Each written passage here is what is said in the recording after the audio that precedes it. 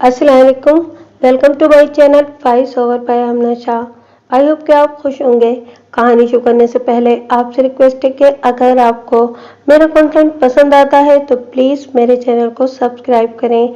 आइए मिर्ज़ा अमजद बेग की एक और सनसनीखेज कोर्ट कहानी सुनते हैं।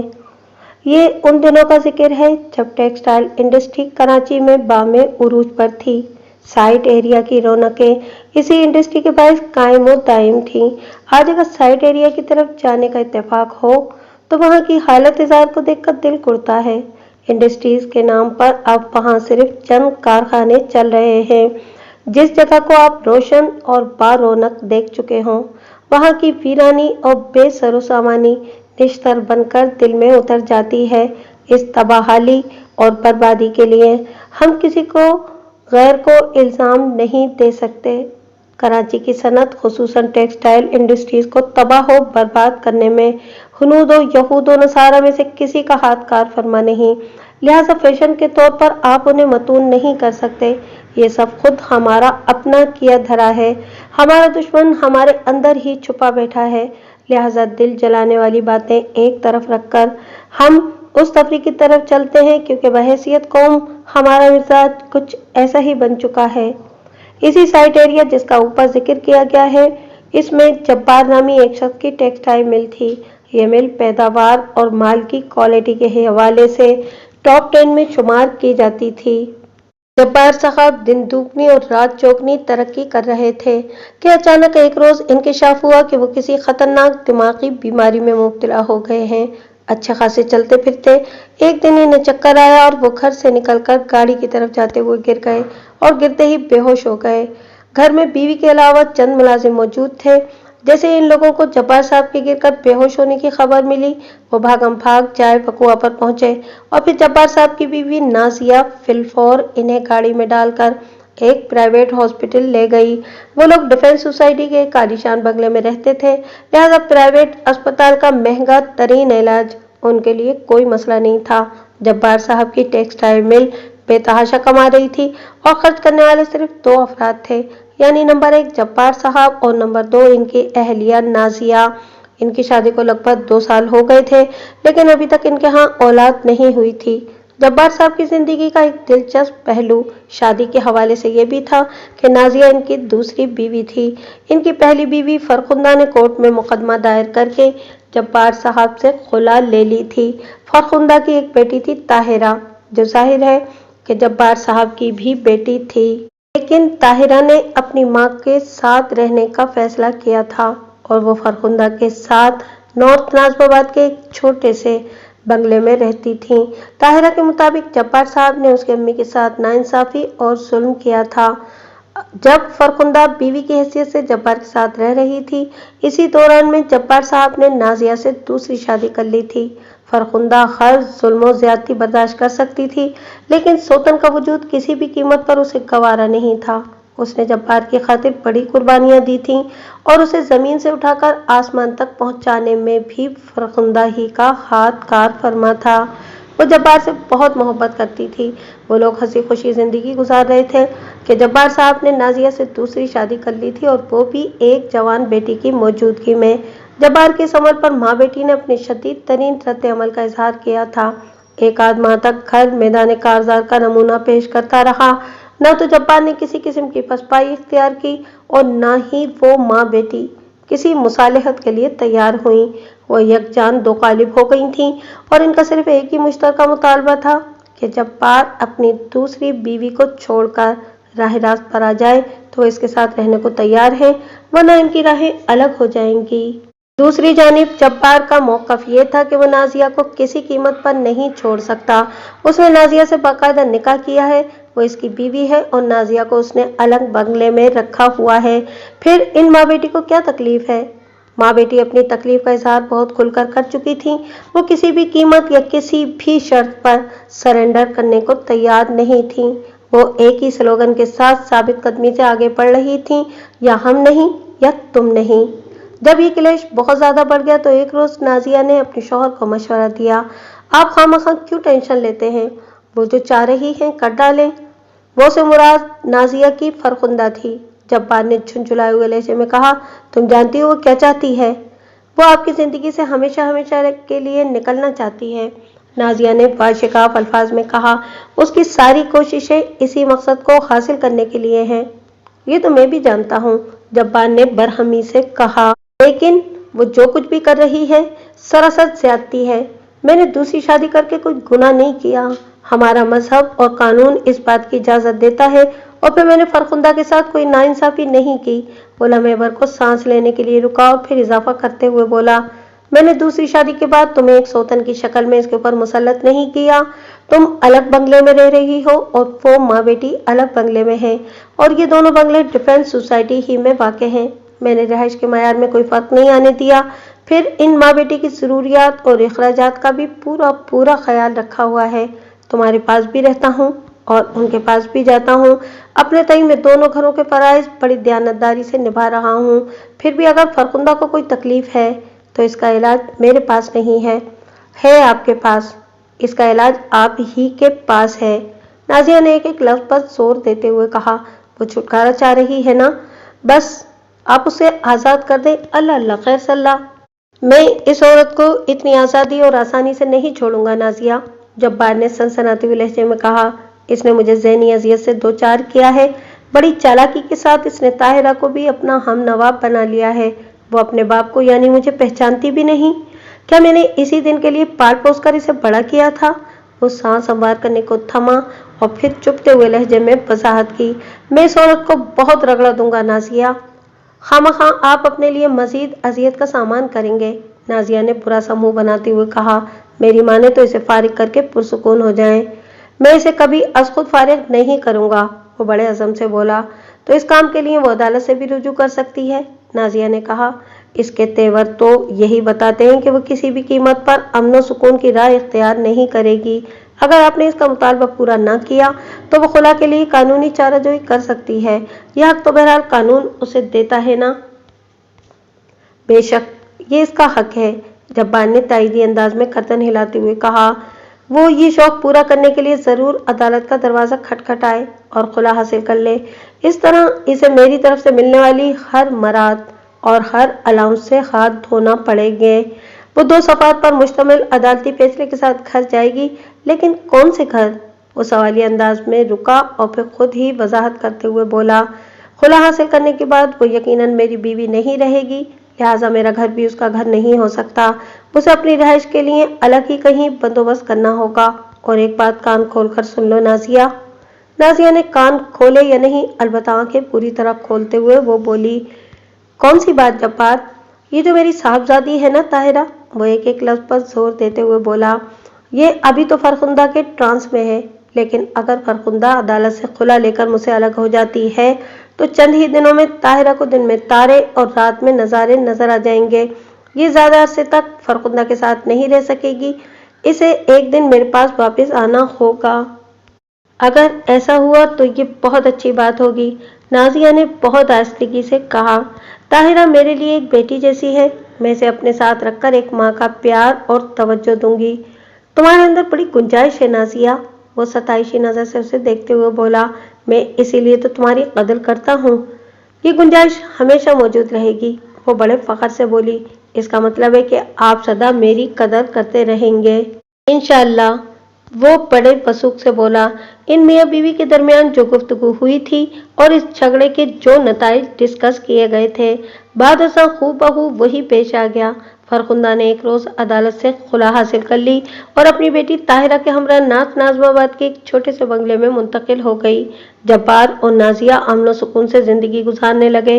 اس کے بعد فرخندہ اور طاہرہ نے کبھی جبار سے ملنے کی کوشش نہیں کی، اور نہ ہی جبار نے پلٹ کر کبھی یہ جاننے کی ضرورت محسوس کی کہ اس کی بیٹی اور سابق بیوی کس حال میں ہیں۔ گویا دونوں پارٹیوں نے ایک دوسرے کو ہمیشہ کے لیے فراموش کر دیا تھا۔ یہ پہلا اتفاق تھا کہ جبار یوں چلتے چلتے گر گیا تھا۔ نہ صرف وہ گر گیا تھا بلکہ بے ہوش بھی ہو گیا تھا۔ نازیہ اور ان کی دیرینہ گھریلو ملازمہ شمع نے فوراً جبار کو ایک مہنگے پرائیویٹ ہاسپٹل تک پہنچا دیا تھا۔ ڈاکٹروں نے چیک اپ کیا، مختلف قسم کے ٹیسٹ ہوئے اور شام تک انہوں نے یہ فیصلہ صادر کر دیا کہ جبار ایک خطرناک نوعیت کے دماغی مرض میں مبتلا ہو چکا ہے۔ اس مرض کے حامل مریضوں کی یادداشت बुरी तरह मुतासिर होती है। इसके साथ ही दिमाग के बाज़ हसास टिश्यूज भी डैमेज हो जाते हैं। इंसान को अपनी सोच और इरादे पर इख्तियार नहीं रहता। वो जागते में सोया हुआ और सोते में जागता हुआ दिखता है। अलगर्ज वो अपने घर वालों का मोहताज होकर रह जाता है। जब इंसान का दिमाग उसके काबू में ना रहे तो जाहिर है कि वो दूसरों के रहमो करम पर ही जिंदगी गुजारता है। जब्बार की याददाश्त और हाफजा दोनों ही मुतासिर हुए थे। डॉक्टरों की हिदायत के मुताबिक इसे तना नहीं छोड़ा जा सकता था। कम से कम एक शख्स को मुकम्मल तौर पर उसकी निगरानी करना थी। नाजिया बैठी बिठाई एक अजीब से वबाल में आ गई थी।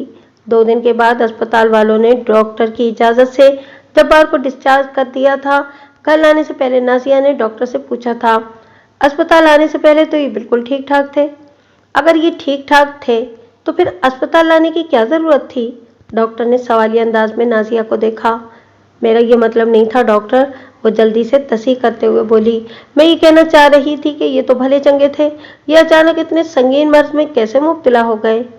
अचानक आपको महसूस हो रहा है, डॉक्टर ने समझाने वाले अंदाज में कहा, वरना ये मर्ज पिछले कुछ अरसे से आहिस्ता आहिस्ता इनके दिमाग में जगह बना रहा था। इसने हमला पहली मर्तबा किया है। अगर जब्बार साहब बाकायदा अपना मेडिकल चेकअप कराते रहते तो मुमकिन था कि बहुत पहले इस मर्ज की तशखीस हो जाती और ज़्यादा बेहतर अंदाज में इसे ट्रीट किया जा सकता। अपनी सेहत की तरफ से तो ये हमेशा ही बेपरवाह रहे हैं, नाजिया ने परेशान लहजे में कहा। मैंने जब भी ऐसा कोई जिक्र किया तो हंसकर कह देते थे, मुझे कुछ नहीं होने वाला, मैं तुम्हारे बाद ही मरूंगा, तुम फिक्रमंद ना हुआ करो। बोलते बोलते नाजिया की आवाज़ भर्रा गई।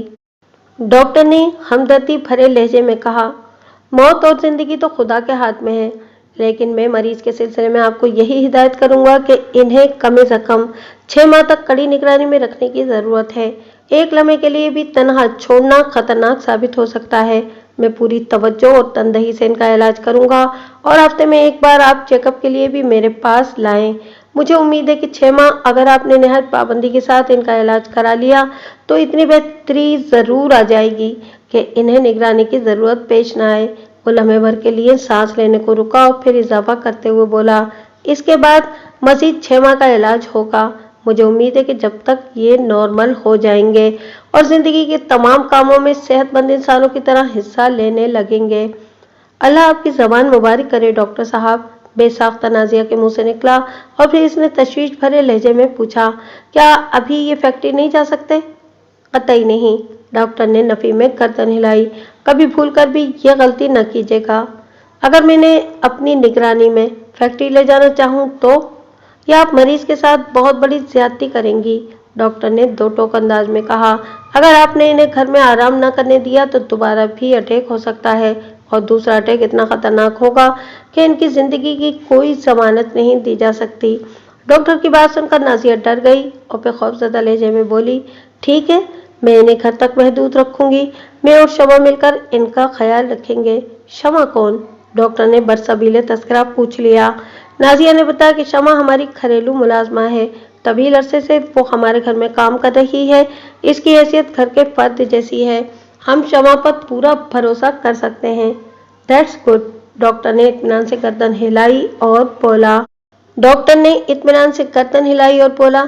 जब आपकी और शमा की सूरत में 2 औरतें जब्बार साहब का ख्याल रखने के लिए घर में मौजूद हैं तो फिर परेशानी की कोई बात नहीं।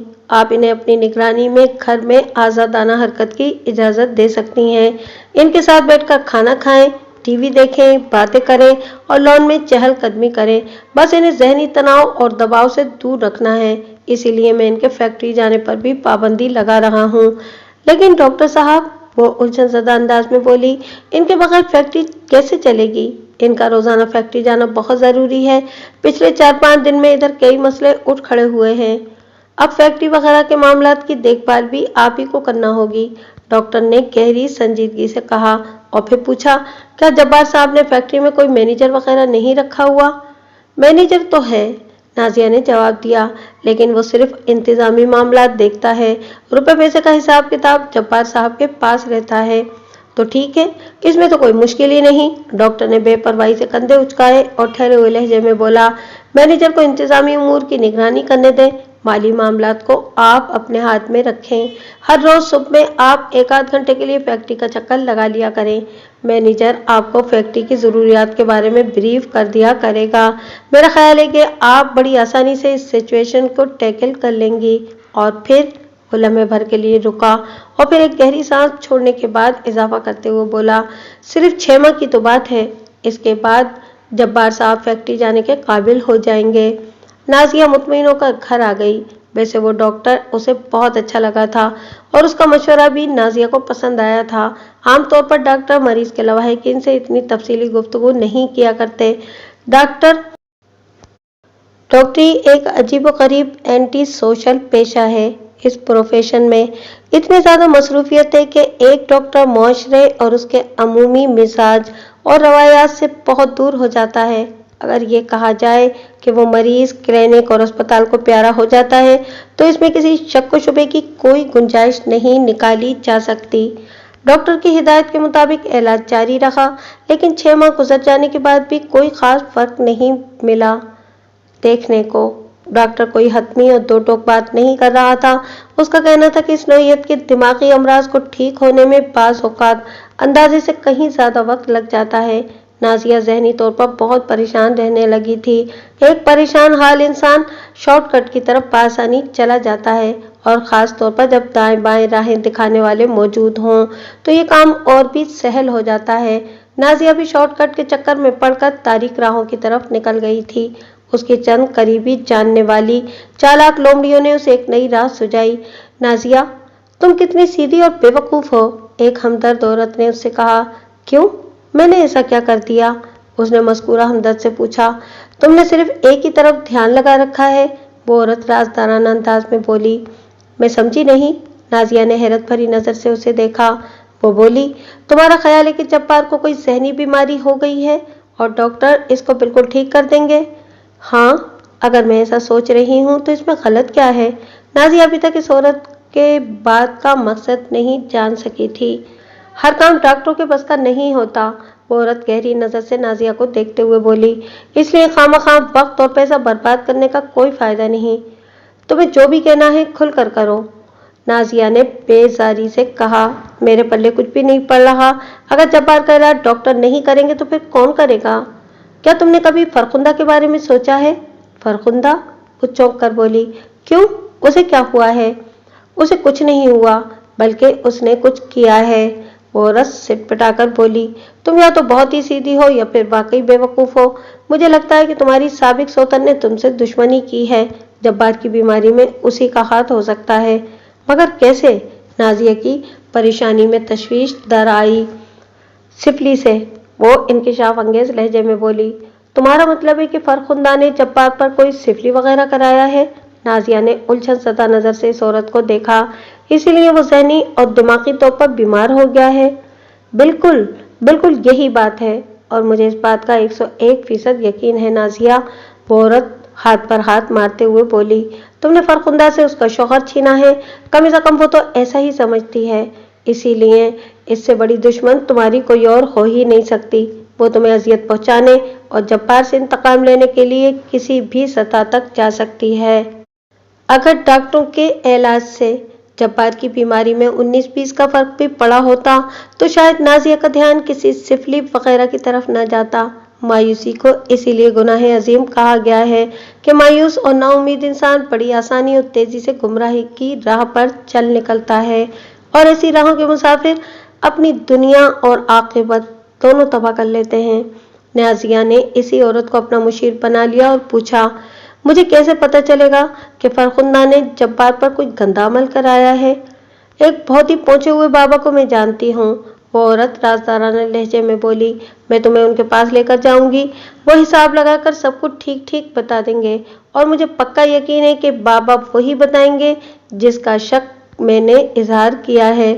नाजिया 80% से भी ज्यादा इस औरत की बातों से कायल हो गई थी, ताहम फिर भी अतमाम हुज्जत के तौर पर उसने पूछ लिया, फर्ज करो अगर ये पता भी चल जाता है कि जब्बार का दिमाग किसी गंदे अमल की जकड़ में है तो इससे फायदा क्या होगा?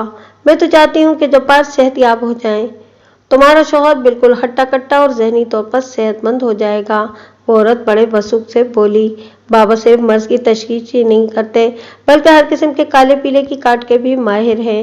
वो चंद ही दिनों में जब्बार को ठीक कर देंगे, और अगर तुम चाहोगी तो।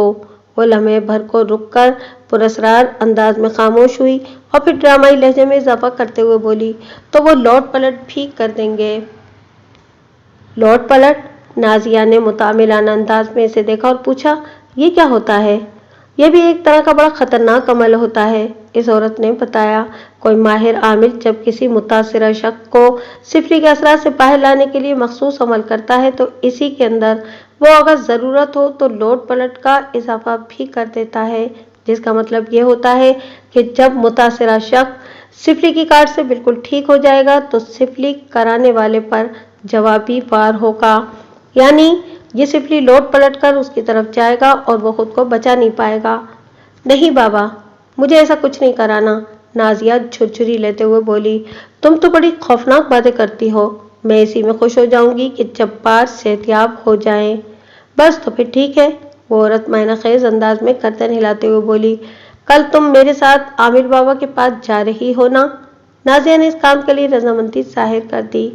पहले नाजिया इस औरत के साथ 2 बार बाबा के पास गई। वो बाबा बहुत ही पहुंचा हुआ था। उसने इन 2 मुलाकातों में कोई ऐसा चक्कर चलाया कि फिर नाजिया अकेले ही उसके पास जाने लगी। इब्तिदा में वो बाबा अपने आस्थाने पर बैठकर जब्बार का इलाज करता रहा, फिर उसने इन लोगों के घर की राह देख ली। ये तो वो पहली ही मुलाकात में भांप गया था कि मुर्गी तगड़ी है तो मुर्गा भी हट्टा कट्टा होगा। वो तो ऐसे जानदारों को हलाल करने में यदे तूला रखता था। फिर वही होने लगा जो इस किस्म के मामलात में होता है। जब्बार को तो क्या ठीक होना था, नाजिया ईमान की दौलत और दौलत के ईमान से खाली होती चली गई। इस तरह तो होता है इस तरह के कामों में। जब्बार का नाम निहाद एलाज जारी सारी था कि एक रोज इस बंगले में ये अंधो ना खबर गर्दिश करने लगी, जब्बार को कत्ल कर दिया गया है। कत्ल का लफ्ज मैंने जरा जल्दी इस्तेमाल कर दिया है। पहले तो यही सुनने में आया कि जब्बार की मौत वाक़ हो गई है। यह खबर जंगल की आग के मानिंद फरखुंदा और ताहिरा तक भी पहुंची। इस दौरान में ताहिरा की शादी हो चुकी थी और उसका शौहर कोई बाअसर शख्स था। ताहिरा और फरखुंदा ने मिलकर ये स्टैंड लिया कि जब्बार तबई मौत नहीं मरा, बल्कि उसे बाकायदा कत्ल किया गया है। इस सिलसिले में इन माँ बेटी ने कातिल की हैसियत से नाजिया पर अपने पुख्ता शक का इजहार भी कर दिया था और पुलिस से मुतालबा किया था कि पोस्टमार्टम के बगैर लाश की तदफीन नहीं होना चाहिए। इतने वाज़े मौक़िफ़ के बाद पुलिस के लिए कार्रवाई लाजिम हो गई, जबकि ताहिरा का शौहर यूसुफ भी इस मामले में गहरी दिलचस्पी ले रहा था। यूसुफ का ताल्लुक किसी फौज से था जिसका जिक्र यहाँ मुनासिब नहीं होगा। किस्सा मुख्तसर, जब्बार की लाश का पोस्टमार्टम हुआ और नतीजे में नाजिया को शामिल तफ्तीश कर लिया गया। पुलिस ने नाजिया पर अपने शौहर के कत्ल का इल्ज़ाम आयद किया था। जब ये केस मेरे हत्थे चढ़ा तो पुलों के नीचे से और ऊपर से बहुत सा पानी गुजर चुका था। मज़कूरा केस को अदालत में लगे हुए लगभग 3 माह हो गए थे। इब्तिदाई अदालती कार्रवाई भी हो चुकी थी और अब मरहला इस्तगासा के गवाहों का था। मुझसे पहले जो वकील इस केस को चला रहा था उसकी कारकर्दगी से नाजिया मुतमईन नहीं थी, लिहाजा मुझे उसने वकील सफाई कर लिया था। जाहिर है नाजिया तो जुडिशल रिमांड पर जेल कस्टडी में थी। उसके एक नुमाइंदे ने मुझसे राब्ता किया था। मैंने आइंदा पेशी से पहले जेल जाकर इस केस की मुलजिमा नाजिया से एक भरपूर मुलाकात कर ली थी। ये जो ऊपर मैंने अभी आपको इस केस का पस मंज़र बताया है, ये इसी तफसीली मुलाकात का नतीजा है। इसमें बहुत सी बातें मैंने दानिस्ता रोक ली हैं ताकि अदालती कार्रवाई के दौरान में इन्हें ड्रामाई अंदाज में सामने लाकर आपको महसूस किया जाए। पिछली पेशी पर इस्तगासा के 2 गवाह भुगताए गए थे, लेकिन इन पर होने वाली जिरह में ऐसी कोई खास बात नजर नहीं आई जिसे मैं आपके सामने पेश कर सकूं। ये तमाम अदालती कार्रवाई बड़ी ढीली ढाली और फुसफुसी साबित हुई थी। जब तो नाजिया ने फौरन वकील की तब्दीली के बारे में सोचा था। आगे बढ़ने से पहले मैं आपको मुखालिफ पार्टी के मौक़िफ़ से आगाह करता चलूं ताकि दूसरी जानिब से भी आपका जहन क्लियर रहे। मुखालिफ पार्टी से मेरी मुराद फरखुंदा और ताहिरा है और इनकी पुश्त पनाही करने वाला फरखुंदा का दामाद यूसुफ था। फरखुंदा भी खुलकर सामने नहीं आई थी, बल्कि फरखुंदा और यूसुफ ने ताहिरा को फ्रंट पर रखा था। ताहिरा से मकतूल का बरह रास्त रिश्ता बहुत मजबूत था। फरखुंदा चाहे मकतूल की बीवी ना रही हो, लेकिन ताहिरा हर हाल में मकतूल की बेटी ही थी और वही इस केस में मुद्दई का किरदार अदा कर रही थी। पुश्त पर यूसुफ उसकी भरपूर मदद कर रहा था। ताहिरा का दावा था कि जब्बार की तबई मौत नहीं हुई, बल्कि इसे बाकायदा कत्ल किया गया है। ऐसा दावा किसी हमाशुमा ने किया होता तो शायद पुलिस पर इसका कोई खातिर खा कार्रवाई न करती, लेकिन जैसा कि मैंने बताया, ताहिरा का शौहर यूसुफ एक फौज से ताल्लुक रखता था, लिहाजा उसने डोरियां हिलाई तो इस केस में जुम्बिश पैदा हो गई थी। पोस्टमार्टम की रिपोर्ट के मुताबिक मकतूल जब्बार की मौत शाम 6 और 7 बजे के दरमियान वाक़ई हुई थी और इसे बाकायदा गला घोंटकर मौत के घाट उतारा गया था। इसकी गर्दन पर गला घोंटने के आसार पाए गए थे और रिपोर्ट में इसी बात पर जोर दिया गया था कि सांस की आमदोशुद में खलल और रुकावट पैदा हो जाने से वो जिंदगी हार गया था। मैंने जज की इजाज़त से इस केस के इंक्वायरी ऑफिसर को कटहरे में बुला लिया। वो विटनेस बॉक्स में आ खड़ा हुआ तो मैंने ठहरे हुए लहजे में पूछा, आइयो साहब, अगर आपको कोई एतराज़ ना हो तो मैं इस केस के हवाले से आपसे 1-2 सवालात करना चाहता हूँ। मुझे कोई एतराज़ नहीं है वकील साहब, वो गहरी संजीदगी से बोला। किसी भी केस में तफ्तीशी अफसर की हैसियत इस्तगासा के गवाह जैसी होती है और हर पेशी पर इसे अदालत में हाजिर रहना पड़ता है। मैंने इसकी आंखों में देखते हुए सवाल किया, आइयो साहब, आपने पोस्टमार्टम की रिपोर्ट को गौर से पढ़ा है? जी हाँ, पढ़ा है। उसने इस्पात में गर्दन हिलाई। आपको सबसे अहम और ख़ास बात इस रिपोर्ट में क्या नज़र आई? यही कि मकतूल को गला घोंटकर मौत के घाट उतारा गया है, वो बदस्तूर संजीदा लहजे में बोला। इसकी मौत तबई नहीं है। मकतूल जब्बार को गला घोंटकर मौत से हमकिनार किया गया। मैंने एक एक लफ्ज़ पर जोर देते हुए कहा और फिर पूछा, और आपका ख्याल बल्कि दावा है कि मेरे मुवक्किल ने अपने शौहर का गला घोंटा है? मकतूल जब्बार की मौत की जिम्मेदार उसकी बीवी नाजिया है? जी हाँ, इसमें किसी शक की गुंजाइश नहीं, वो बड़े वसूख से बोला। पोस्टमार्टम की रिपोर्ट इस अमर की तस्दीक करती है। पोस्टमार्टम की रिपोर्ट बेशक इस अमर की तस्दीक करती है कि मकतूल को गला घोंटकर मौत के घाट उतारा गया है, मैंने कदरे तेज लहजे में कहा, लेकिन इस रिपोर्ट में कहीं ये इशारा या तस्दीक नहीं मिलती कि मकतूल का गला घोंटने वाली मेरी मुवक्किला है। मैंने लम्हाती तवक्कुफ करके एक गहरी सांस ली, फिर इजाफा करते हुए पूछा, आइयो साहब, आपने इतना बड़ा दावा किस बुनियाद पर किया है? क्या आपने मकतूल की गर्दन पर से कातिल के फिंगरप्रिंट्स उठाए थे और इन फिंगरप्रिंट्स का मेरी मुवक्किला की उंगलियों के निशानात से मवाजना किया था? और अगर आपने ये सब कुछ किया था तो इसकी रिपोर्ट्स कहाँ हैं?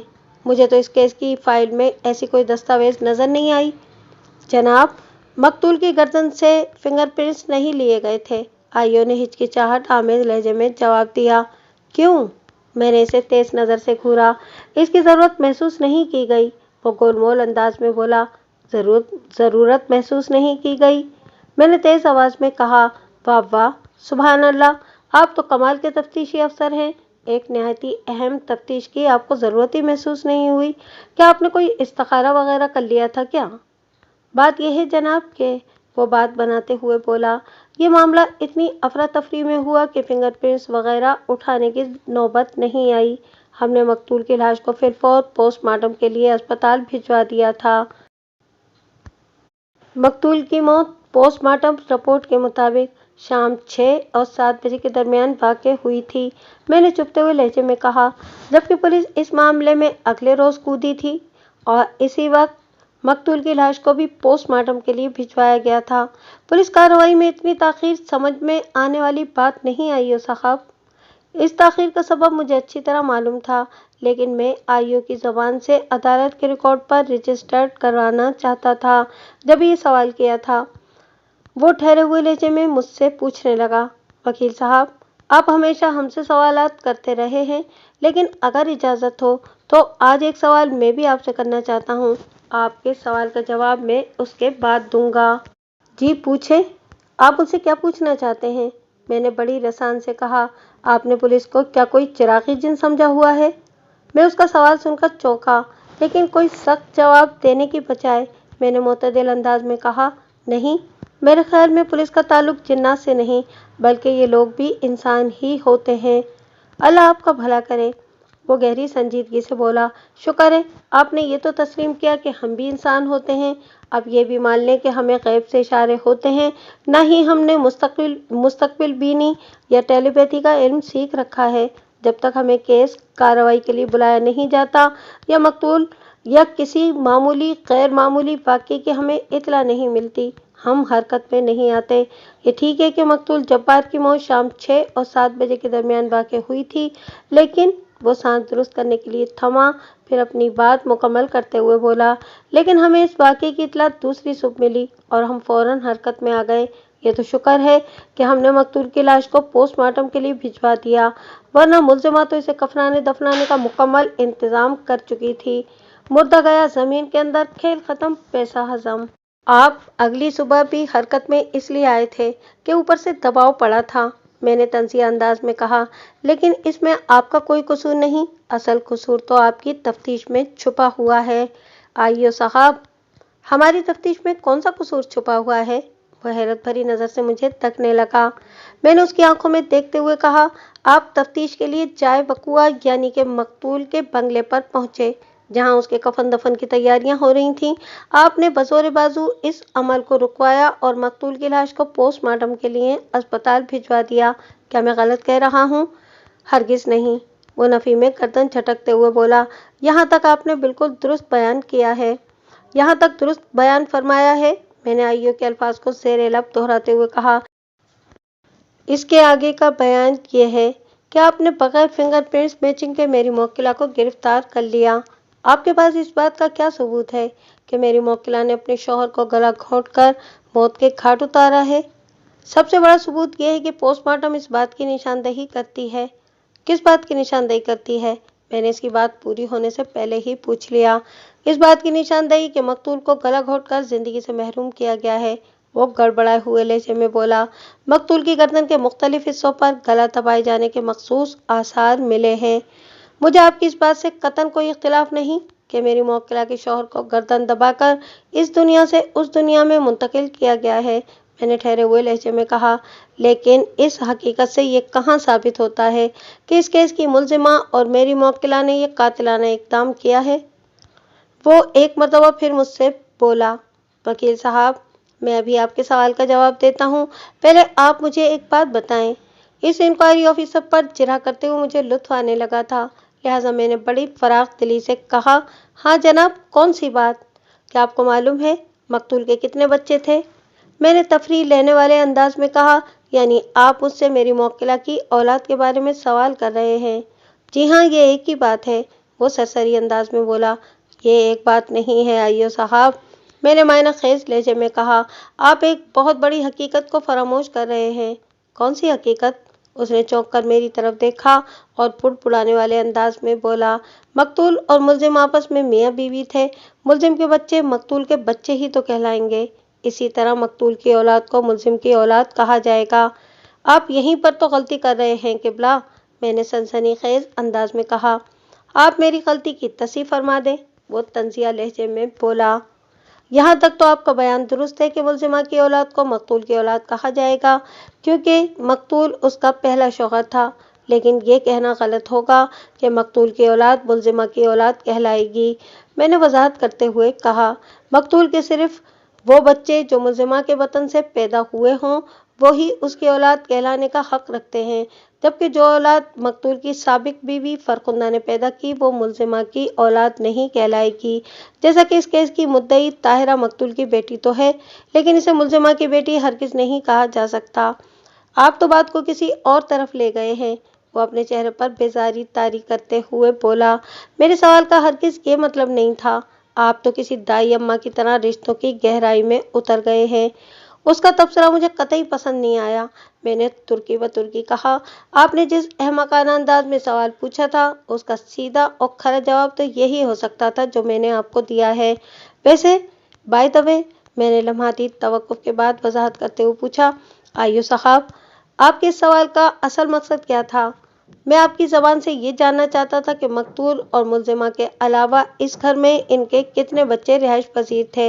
वो किसियानी वजाहत करते हुए बोला, एक भी नहीं, मैंने दो टोक अंदाज में बताया, क्योंकि इनके बच्चे नहीं थे, ये वक़ुआ तक एक बे औलाद जोड़ा था। शुक्रिया वकील साहब, वो मसनूई ममनूनियत चेहरे पर सजाकर बोला।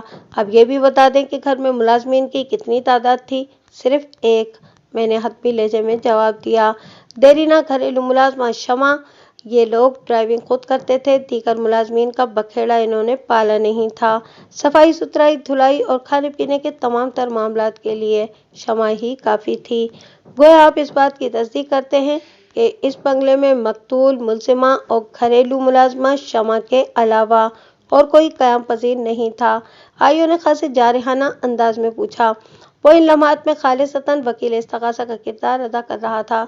इस केस का वकील इस्तगासा अपनी मखसूस जगह पर खड़ा इंतजार कर रहा था कि कब मैं आइयो को फारिग करूं और कब वो इस्तगासा की एक अहम गवाह को पेश करे। मैंने आइयो के सवाल का जवाब देते हुए कहा, हाँ, मैं इस बात की तस्दीक करता हूँ। ये बात भी आपके इल्म में होगी कि घरेलू मुलाजमा शमा एक कुल वक्ती मुलाजमा थी। वो ठहरे हुए लहजे में बोला। वो हफ्ते में सिर्फ एक दिन के लिए अपने घर जाती थी। मैंने इस बात में गर्दन हिलाते हुए जवाब दिया, हाँ, मैं ये बात जानता हूँ कि शमा हफ्ते की सपहर 4 बजे एक दिन की छुट्टी लेकर अपने घर चली जाती थी और इतवार की सपहर ठीक 4 बजे वो वापस आ जाती थी। इसके बेटे की रिहाइश अख्तर कॉलोनी में है। शमा एक दिन उसी के साथ गुजारती थी। शमा का अपना कोई घर बार या शौहर नहीं है। यानी हफ्ते की सपहर से इतवार की सपहर तक मकतूल और मुलजिमा अपने बंगले पर अकेले ही हुआ करते थे। उसने चुपते हुए अंदाज में सवाल किया, हाँ, इन लोगों का मामूल तो यही था। मैंने ताइदी अंदाज में कहा। वीकेंड पर ये दोनों मियाँ बीवी रात का खाना किसी रेस्टोरेंट में खाते थे और रात गए इनकी वापसी हुआ करती थी। फिर अगली सुबह वो देरी से सोकर उठते थे, लिहाजा नाश्ता दिन के वक्त किया जाता और जब लंच टाइम होता तो शमा 24 घंटे की छुट्टी गुजारकर वापस आ चुकी होती थी। लेकिन मैंने लम्हाती तवक्कुफ करके गहरी सांस ली, फिर सिलसिलाए बयान को आगे बढ़ाते हुए कहा, लेकिन जब मकतूल की एक खतरनाक ज़हनी बीमारी का इंकशाफ हुआ और डॉक्टरों ने उसके घर से बाहर निकलने पर पाबंदी आयद कर दी तो घर का मामूल बदल कर रह गया। डॉक्टरों की ताकीद के मुताबिक मकतूल को कड़ी निगरानी में रखने की ज़रूरत थी। चुनांचे शमा की 24 घंटे की छुट्टी को भी ख़त्म कर दिया गया। अब वो महज चंद घंटों के लिए हफ्तेवार अपने घर जाने लगी थी और इस दौरान में मुलजिमा बंगले पर मौजूद रहकर मकतूल की निगरानी और देखभाल वगैरह किया करती थी। लेकिन 6-8 माह के बाद रूटीन में एक मरतबा फिर उस वक्त तब्दीली रूनुमा हुई जब डॉक्टरों ने मुलजिमा की निगरानी और मईयत में मकतूल को बंगले से बाहर निकलने की इजाज़त दे दी। अब शमा की पुरानी छुट्टी बहाल कर दी गई थी। वो हफ्ते की सपहर 4 बजे से इतवार की सपहर 4 बजे तक बंगले पर मौजूद नहीं होती थी।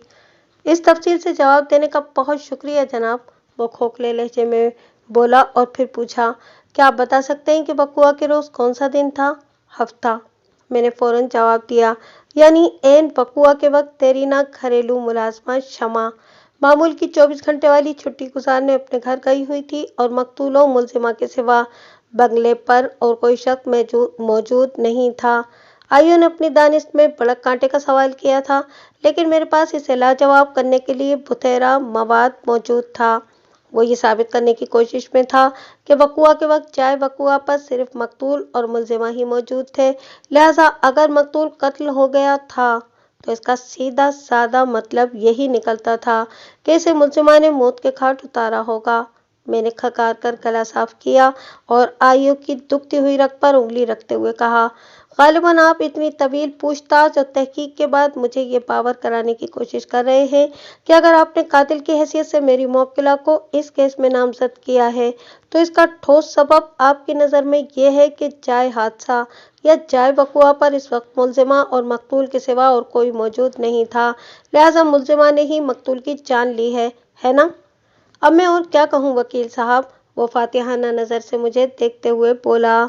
अक्लमंद के लिए इशारा ही काफ़ी होता है जनाब। मुझे आपकी इस बात से मुकम्मल इत्तेफाक है आइयो साहब कि अक्लमंद के लिए इशारा ही काफ़ी होता है, मैंने निहायत ही ठहरे हुए अंदाज में कहा। लेकिन अफसोस इस बात का है कि आपने ये इशारा समझने में बड़ी संगीन गलती की है। आपकी अक्लमंदी मेरी निगाह में मशकूक हो गई है। इसकी समझ में ना आ सका कि मैं इसे किस हवाले से नीचा दिखाने की कोशिश कर रहा हूँ। बेहद हैरत भरे लहजे में उसने पूछा, आपकी नज़र में मैंने कौन सी संगीन गलती की है? आपका ये ख्याल, बल्कि खाम ख्याल कि वक़ुआ के वक्त मेरी मौक्किला जाए हादसा पर मौजूद थी, किसी संगीन गलती से कम नहीं। मैंने गहरी संजीदगी से कहा, मुलजिमा नाजिया वकुआ के रोज दोपहर 5 बजे से लेकर शाम 8 बजे तक अपने बंगले से मीलों दूर किसी और मकाम पर मौजूद थी, और मैं इसकी हकीकत को साबित भी कर सकता हूँ। वो अपने बीमार शौहर के पास बंगले पर मौजूद नहीं थी, तो फिर कहाँ थी? वो फटी हुई आंखों से मुझे देखने लगा। इसे एक इमरजेंसी के सिलसिले में अचानक घर से निकलना पड़ा था। मैंने एक एक लफ्ज पर जोर देते हुए कहा, जब मकतूल जब्बार की मौत वाक़ई हुई वो चाय वकुआ पर मौजूद ही नहीं थी, लिहाजा वो किसी भी सूरत में अपने शौहर की कातिल नहीं हो सकती। That's all. वो अगर चाय वकुआ पर नहीं थी तो फिर कहाँ थी? इंक्वायरी ऑफिसर की झुंझुलाहट बेचैनी और परेशानी देखने से ताल्लुक रखती थी। क्या मैं जान सकता हूँ कि मुलजिमा को वकुआ के रोज कौन सी इमरजेंसी पेश आ गई थी? माई डियर IO, मैंने उसकी आंखों में देखते हुए कहा, वक्त आने पर मैं न सिर्फ ये बता दूंगा कि मुलजिमा ने ये 3 घंटे किस इमरजेंसी में गुजारे थे, बल्कि इस शख्स को बतौर गवाह भी अदालत में पेश कर दूंगा। ये वक्त मेरी मौक्किला ने जिसके साथ गुजारा था, आप अपने वकील साहब पर थोड़ा करम करें। मैंने जरा देर को रुककर रहमभरी नजर से वकील इस्तगासा की तरफ देखा, फिर दोबारा तफ्तीशी अफसर की जानिब मुतवज्जा होते हुए इजाफा किया, वो बेचारे काफी देर से इस इंतजार में हैं कि कब इनकी बारी आती है। आज तो आपने माशाअल्लाह वकील इस्तगासा की कुर्सी संभाल रखी है। वो मेरे इन तारीफी मगर तन से लबरेज कलमात के असरात से जुज़-बुज़ होकर रह गया। इसके साथ ही अदालत का मुकर्ररा वक्त खत्म हो गया। जज ने 15 रोज बाद की तारीख देकर अदालत बर्खास्त कर दी। आइंदा पेशी पर इस्तगासा की जानिब से मकतूल की साबिक बीवी फरखुंदा को गवाही के लिए अदालत में लाया गया। फरखुंदा ने सच बोलने का हलफ उठाने के बाद अपना बयान रिकॉर्ड कराया। फिर वकील इस्तगासा जिरह के लिए विटनेस बॉक्स के पास चला गया। फरखुंदा साहिबा, वो गवाह की आंखों में देखते हुए बोला, आपको मकतूल की मौत का अफसोस तो हुआ होगा? यकीनी बात है, वो गहरी संजीदगी से बोली, कोई दुश्मन भी मर जाए तो उसकी मौत पर बगले नहीं बजाना चाहिए। मकतूल तो फिर मेरी बेटी का बाप था। आप मकतूल की मौत पर रंजीदा नजर आ रही हैं। वकील इस्तगासा ने एक खास जाविये का इस्तेमाल करते हुए कहा, लेकिन इसने जिंदगी में आपके साथ बहुत बुरा किया था। जिंदगी में सुख और दुख नसीब से मिलते हैं वकील साहब। वह एक गहरी सांस खारिज करते हुए बोली, वैसे मेरे ख्याल में मकतूल इतना बुरा इंसान नहीं था जितना हालात इसे बनाते रहे हैं। वो बहुत ही नाप तोल कर माकूल बातें कर रही थी। वकील इस्तगासा ने अपना मकसद हासिल करने के लिए काम जारी रखा और पूछा, तो आपकी इस बात का ये मतलब समझा जाए कि हालात ने अगर इसे एक बुरे इंसान के रूप में पेश किया है तो इसके पीछे किसी खास शख्सियत का हाथ था? जी, हकीकत यही थी, उसने मुख्तसर सा जवाब दिया। क्या आप इस खुफिया हाथ की निशानदही करेंगी? क्या आपको नहीं मालूम? उल्टा फरखुंदा ने वकील इस्तगासा से पूछ लिया। मुझे तो मालूम है मैडम। मुझे तो मालूम है मैडम। वो अपने सर को अस्पाती जुम्बिश देते हुए बोला, लेकिन मोअज़्ज़िज़ अदालत आपके मुंह से सुनना चाहती है। इस सिलसिले में मैं सिर्फ इतना कहूंगी कि जो दूसरों के लिए गड़ा खोदते हैं, बिलाखिर वो एक दिन खुद ही इस गड़े में जा गिरते हैं। वो ठोस लहजे में बोली, मकतूल का इमेज बिगाड़ कर इसे तबाही बर्बादी की राह पर ले जाने की जिम्मेदारी जिस शख्सियत पर आयद होती है, आज वो खुद मुजरिम बनी कटहरे में खड़ी है। गोया इशारतन नहीं बल्कि बड़े वसूख से आप ये कहना चाहती हैं कि मकतूल की तबाहाल जिंदगी और अफसोसनाक मौत की जिम्मेदार मुलजिमा नाजिया है। इसमें किसी शक व शुबे की गुंजाइश नहीं है। वो एक एक लफ्ज पर जोर देते हुए बोली, इस औरत ने सिर्फ मकतूल को ही तबाह व बर्बाद नहीं किया, बल्कि इस आखिरी हरकत के बाद तो अपना भी खाना खराब कर लिया है। आखिरी हरकत से आपकी क्या मुराद है? मकतूल का कत्ल है क्या? वकील इस्तगासा ने गहरी संजीदगी से पूछा। जी, आपका अंदाजा बिल्कुल दुरुस्त है, वो अटल लहजे में बोली। वकील इस्तगासा ने जिरह के सिलसिले को आगे बढ़ाते हुए अपने गवाह से सवाल किया, फरखुंदा साहिबा, क्या आप मोअज़्ज़िज़ अदालत को बताना पसंद करेंगी कि मुलजिम ने ऐसी घटिया हरकत क्यों की?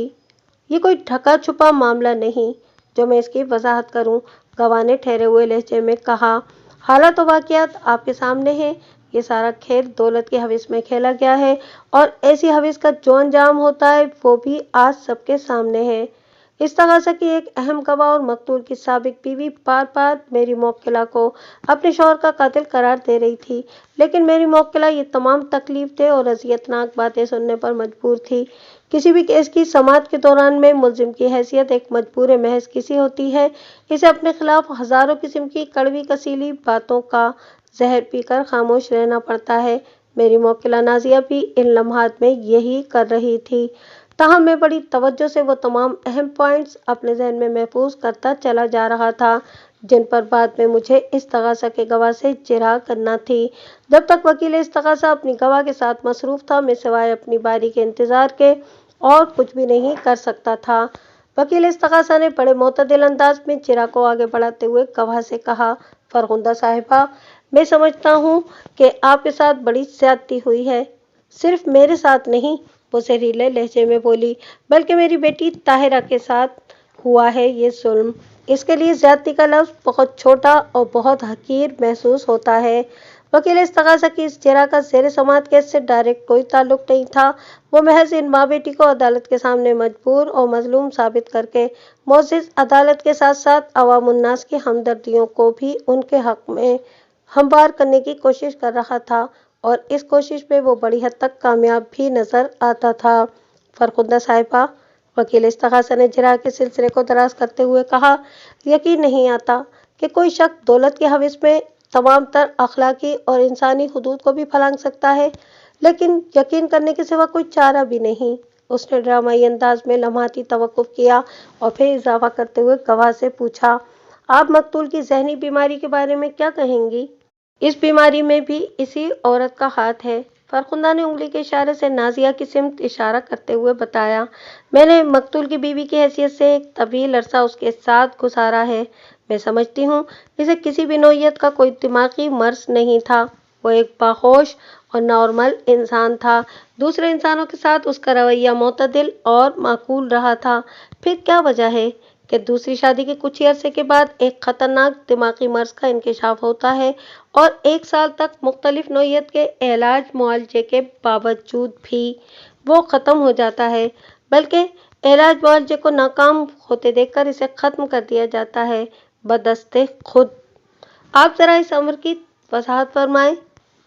وکیل استغاثہ نے شیطانی انداز میں کہا، وضاحت کیا فرماؤں؟ بہت ہی سیدھی سی بات ہے، وہ ٹھہرے ہوئے لہجے میں بولی۔ ملزمان نے ایک خاص پلاننگ کے تحت مقتول کو اپنے شیشے میں اتار کر اس سے شادی کی تھی۔ مقصد اس شادی کا دولت و جائیداد اور کاروبار کا حصول تھا۔ وہ پوری طرح اپنے دل کا گرد و غبار دھو رہی تھی۔ لمحاتی توقف کے بعد اپنی بات کو جاری رکھتے ہوئے اس نے بتانا شروع کیا، اس کے انداز میں طنز کی تلخی گھلی ہوئی تھی، شادی تو ہو گئی تھی، لیکن مقصد کے حصول کی راہ میں سب سے بڑی رکاوٹ کی طرح نظر آ رہی تھی۔ مقتول کو مجھ سے دور کرنے اور مجھے مقتول کی زندگی سے نکال باہر پھینکنے کے لیے ہر حربہ آزمایا گیا۔ پہلے تو مقتول کو مجبور کرنے کی کوشش کی گئی کہ وہ مجھے طلاق دے دے۔ جب اس کوشش میں ناکامی ہوئی تو ساری توپوں کا رخ میری بیٹی کی جانب موڑ دیا گیا۔ میری بیٹی کو کالج آتے جاتے وقت اور ایک آدھ مرتبہ مارکیٹ میں شاپنگ سے واپس آتے ہوئے کرائے کے گنڈوں نے روک کر الٹی سیدھی مگر خطرناک دھمکیاں دیں اور خوفناک نتائج سے ڈرانے کی کوشش کی۔ کوئی اندھا شخص بھی یہ دیکھ سکتا تھا، کوئی بہرا انسان بھی یہ سن سکتا تھا، اور کوئی فاتر العقل انسان بھی یہ سمجھ سکتا تھا کہ طاہرہ کے ساتھ جو کارروائیاں ہوئی تھیں اس کے پیچھے کون سا شیطانی ذہن کار فرما ہے۔ وہ لمحے بھر کو رکی، پھر گہری سانس خارج کی اور اضافہ کرتے ہوئے بولی، میں نے ان تمام واقعات کا ذکر مقتول سے کیا، لیکن اس پر کوئی اثر نہ ہوا۔ لگتا تھا کہ میری سوتن نے اس شخص کو کسی خاص ٹریٹمنٹ سے گزار کر میرے اور طاہرہ کے خلاف کر دیا تھا۔ اسے ہماری کوئی تکلیف اور پریشانی دکھائی ہی نہیں دیتی تھی۔ صورتحال روز بروز بگڑتے دیکھ کر میں نے علیحدگی کا فیصلہ کر لیا۔ میں نے اپنی اور اپنی بیٹی کی جان اور عزت کے تحفظ کی خاطر ہر سہولت، ہر مراد اور حق سے دستبردار ہونے کا ارادہ باندھا اور عدالت سے رجوع کر لیا۔ عدالت نے میرا مطالبہ پورا کرتے ہوئے مجھے آزادی دلا دی۔ گویا آپ نے اپنی دشمن کے لیے میدان کھلا چھوڑ دیا۔ وکیل استغاثہ نے گرہ لگائی تاکہ وہ اپنی مرضی کا کھیل کھل کر کھیل سکے۔ ہر انسان کی اپنی اپنی ترجیحات ہوتی ہیں وکیل صاحب، استغاثہ کی گواہ نے بڑی سنجیدگی سے جواب دیا۔ مجھے اپنی اور اپنی بیٹی کی جان و عزت عزیز تھی، لہٰذا اس سرمایہ کی حفاظت کے لیے میں نے میدان کو چھوڑ کر کنارہ کشی اختیار کر لی۔ اس عورت کو، اس نے ایکیوز باکس میں کھڑی ہوئی میری موکلہ کی طرف انگلی سے اشارہ کیا اور زہریلے لہجے میں بولی، اس عورت کو دولت و جائیداد کی ہوس تھی، इसने मकतूल से शादी की, मुझे अपनी राह का कांटा समझते हुए रास्ते से हटा दिया, मकतूल को खतरनाक दिमागी मर्ज में मुब्तला किया, उल्टे सीधे आमिलों से इलाज करा के मकतूल की सेहत का कबाड़ा किया, और जब फिर भी मकसद पूरा होता नजर न आया तो गला दबाकर इसका किस्सा ही पाक कर दिया। वो लम्हे भर के लिए रुकी, एक इत्मीनान भरी सांस खारिज की और फिर अपनी बात मुकम्मल करते हुए बोली, ये तो भला हो ताहिरा के शौहर यूसुफ का, उसने अपना असर और रसूख इस्तेमाल करके इस केस को अदालत तक पहुंचाया है, वरना तो ये औरत मकतूल को कब्र में उतार कर और हाथ झाड़ कर साफ बचकर निकली जा रही थी। वकील साहब, मकाफात अमल भी तो कोई शय है ना, ये जब इंसान की टांग खींचता है तो वो मुलजिमा ही की तरह मुंह के बल जमीन पर गिरता है। बताएं बताएं इस औरत को क्या हासिल हुआ? जिस दौलत और जायदाद की खातिर इसने ऐसा खतरनाक खेल खेला वो इसके हाथ नहीं आ सकती। ये एक कातिल की सजा पाकर सीधी जेल जाएगी, कोई भी मुजरिम हिस्सेदार नहीं हो सकता। मकतूल की सारी जायदाद, दौलत और कारोबार मेरी बेटी के हिस्से में आएगा। मैं मकतूल की बेवा न सही, लेकिन ताहिरा तो हर हाल में उसकी सच्ची और अकलौती वारिस है, उसकी बेटी है ना। दो चार ज़िमनी सवालात के बाद वकील इस्तग़ासा ने जिरह मौकूफ़ कर दी। अपनी बारी पर मैं जज की इजाज़त हासिल करके विटनेस बॉक्स के करीब चला गया और गवाह की आंखों में देखते हुए कहा, फरखुंदा साहिबा, वकील इस्तग़ासा की जिरह के जवाब में आपकी दुख भरी कहानी मुझ तक पहुंच गई। इस ज़मीन में मैं आपसे चंद सवालात करूंगा, उम्मीद है कि आप अपनी जवाबात से मोअज़्ज़िज़ अदालत को मायूस नहीं करेंगी। वकील साहब, वो मेरे सवाल का जवाब देने के बजाय गहरी संजीदगी से बोली, आप जिस औरत को बचाने की कोशिश कर रहे हैं इसके मकरो फरेब और चालबाजी से आपको आगाही नहीं है। आप नहीं जानते कि ये कितनी ड्रामेबाज शख्सियत है। मुझे यकीन है कि कुछ अरसे के बाद आपको ये केस पकड़ने का बहुत अफसोस होगा। मैं क्या जानता हूँ और क्या नहीं जानता, इस बात की खबर रखना या इस हवाले से परेशान होना आपकी जॉब नहीं है फरखुंदा साहिबा, मैंने नहायत ठहरे हुए लहजे में कहा। और जहाँ तक मेरी मौक्किला के फरेबी, चालबाज और शातिर होने का ताल्लुक है तो ये इसकी ज़ातियात हैं। मैं अपने मौक्किल की निजी ज़िंदगी को टच नहीं करता, सिर्फ इन अमूर पर निगाह रखकर मैं अपने मौक्किल को बचाने की कोशिश करता हूँ जो ज़ेर समात केस से मुंसलिक होते हैं। अदालत के अंदर हक़ाइक़, दलाइल और ठोस सबूत की बुनियाद पर फैसले होते हैं, और मैं अच्छी तरह न सिर्फ ये जानता हूँ कि मेरी मौक्किला बेगुनाह और बेकसूर है, बल्कि उसकी बेगुनाही को साबित करने के लिए ठोस सबूत भी अदालत में पेश कर सकता हूँ। लिहाजा मैंने थोड़ा तवक्कुफ किया। हाज़रीन ने अदालत पर एक तायराना नज़र डाली और एक गहरी सांस खारिज करने के बाद अपनी बात मुकम्मल कर दी। लिहाजा आपको इस चक्कर में पड़ने की ज़रूरत नहीं कि मैं क्या कर रहा हूँ और क्यों कर रहा हूँ। उसने बुरा सा मुंह बनाया और बेजारी से बोली, अल्लाह आपके हाल पर रहम फरमाए। आमीन। मैंने बाआवाज़ बुलंद उसकी दुआ को मुकम्मल किया, फिर सवालिया अंदाज में पूछा, फरखुंदा साहिबा, जिरह शुरू की जाए? जी पूछें, वो सपाट आवाज़ में बोली। आप क्या पूछना चाहते हैं? मैंने पूछा। आपने बड़े वसूख और दावे के साथ वकील इस्तग़ासा के सवालात के जवाब में ये साबित करने की कोशिश की है कि मेरी मौक्किला एक बहुत बुरी औरत है।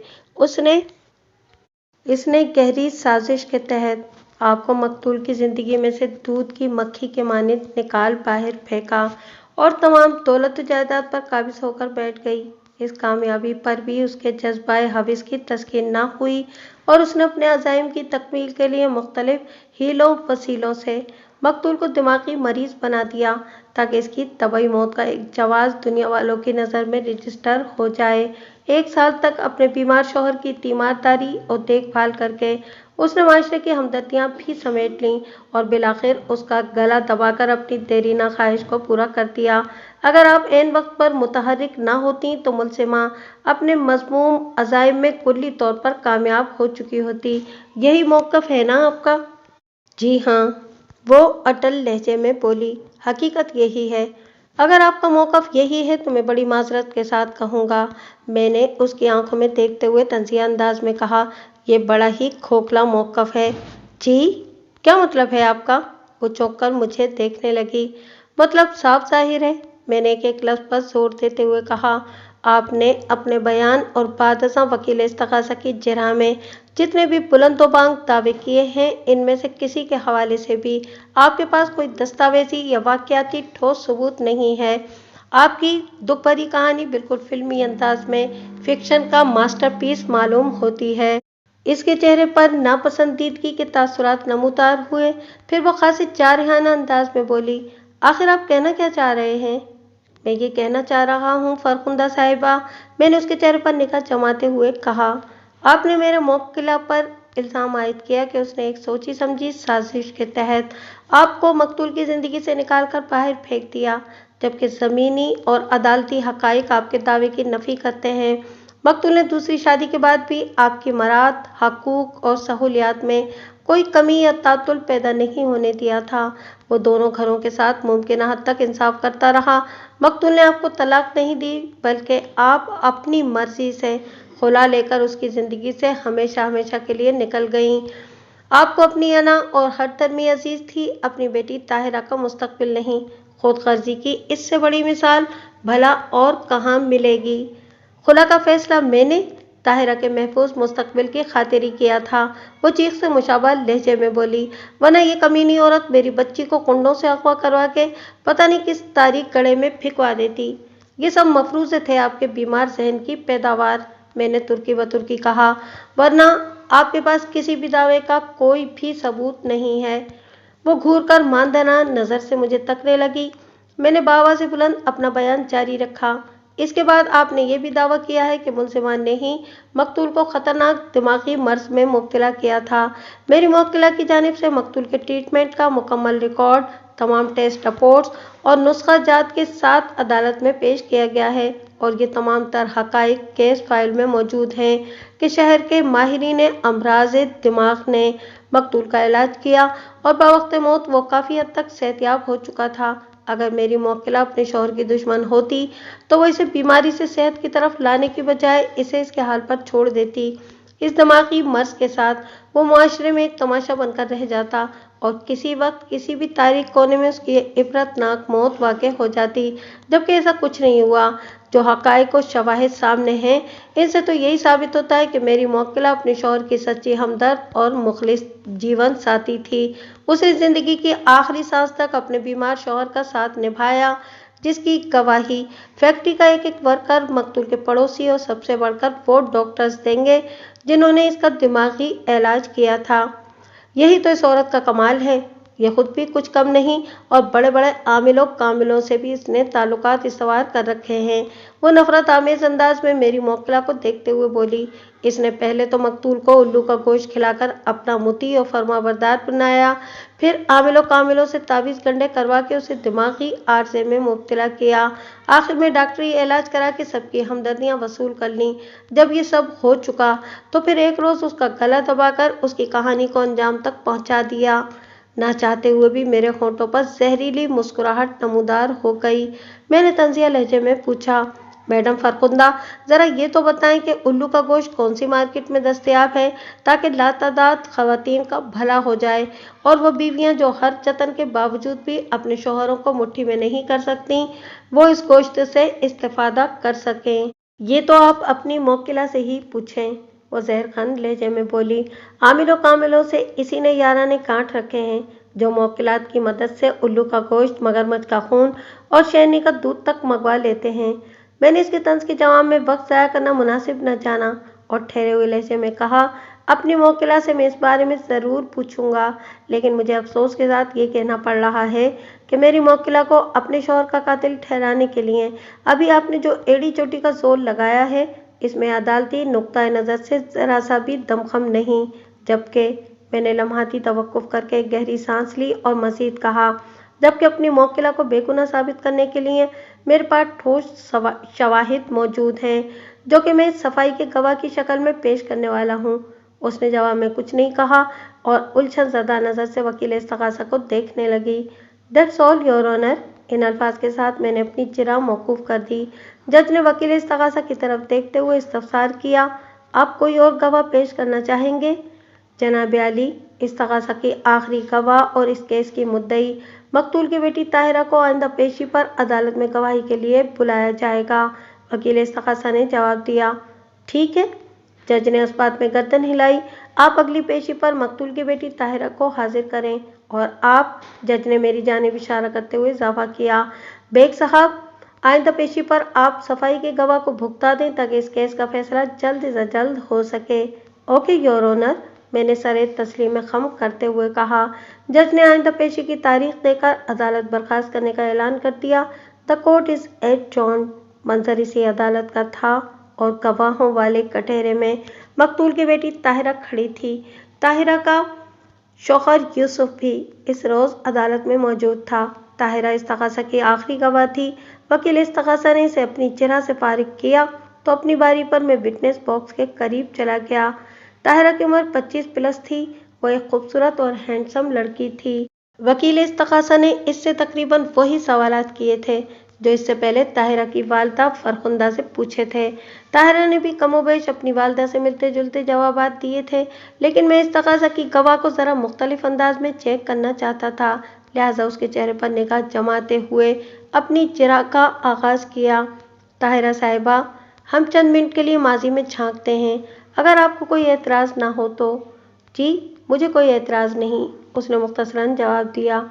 मैंने कहा, जब आपके वालिद ने अभी दूसरी शादी नहीं की थी और ना ही दूर दूर तक इसके शादी करने के कहीं आसार नज़र आते थे, तो आपके वालिद साहब आपसे मोहब्बत करते थे, आपका ख्याल रखते थे, उन्होंने कभी आपको कोई कमी महसूस नहीं होने दी थी। क्या मैं गलत कह रहा हूँ? नहीं वकील साहब, आप बिल्कुल ठीक कह रहे हैं, उसने जवाब दिया। हकीकत यही थी। दूसरी शादी के बाद मकतूल के मामूलात में थोड़ी तब्दीली आ गई थी। मैंने मोतदिल अंदाज में चिराग को आगे बढ़ाते हुए कहा, लेकिन इसने आप माँ बेटी को नज़रअंदाज नहीं किया था। उसका वक्त और तवज्जो दो घरों में बट गए थे, लेकिन उसने आप लोगों के आराम व ऐश और दीगर ज़रूरियात को एक लम्हे के लिए भी फरामोश नहीं किया था। ऐसा ही था ना ताहिरा साहिबा? मैंने रुककर बड़ी गहरी नज़र से उसे देखा। उसने इस बात में गर्दन हिलाने पर इत्तेफाक किया। मैंने कहा, आपकी वालदा और वालिद के दरमियान जिस भी नोयत के इख्तिलाफात रहे हों, हमें इनसे बहस नहीं है, मगर ये एक खुली हकीकत है कि जब आपकी वालदा ने कोर्ट से खुला हासिल करने के बाद अलग रहने का फैसला किया तो आपने भी अपने वालिद यानी मकतूल जब्बार को हमेशा हमेशा के लिए छोड़ दिया था। हाँ, मैं भी अम्मी के साथ दूसरे घर में चली गई थी, उसने जवाब दिया। फरखुंदा साहिबा कोर्ट से खुला लेने के बाद मकतूल की बीवी नहीं रही थीं। मैंने चिराग के सिलसिले को एक खास जावी की तरफ लाते हुए सवाल किया। वो मकतूल के साथ एक छत के नीचे जिंदगी बसर नहीं कर सकती थीं। इन दोनों के बीच कोई रिश्ता नाता बाकी नहीं रहा था, लेकिन बाप बेटी का रिश्ता और ताल्लुक ख़त्म नहीं हुआ था। वह हर कीमत पर आपका बाप था। कोई आपको मकतूल से मिलने से रोक नहीं सकता था। फिर आपने अपने वालिद की तरफ से मुंह क्यों मोड़ लिया था? मेरी मालूमात के मुताबिक मकतूल से अलहदगी इख्तियार करने के बाद आपने कभी पलटकर इसकी तरफ नहीं देखा था। क्यों? मैं समझती हूँ कि मेरे पापा ने अम्मी के साथ बड़ी ज़्यादती की थी, उसने जवाब दिया। मेरे दिल में पापा के लिए बहुत गुस्सा और नाराज़गी थी। ये नाराज़गी और गुस्सा साल हर साल पर मोहित हो गया। मैंने तंज में डूबे हुए अल्फाज का इस्तेमाल करते हुए कहा। इस दौरान में आपका रिश्ता आया और एक बहुत अच्छी जगह शादी भी हो गई।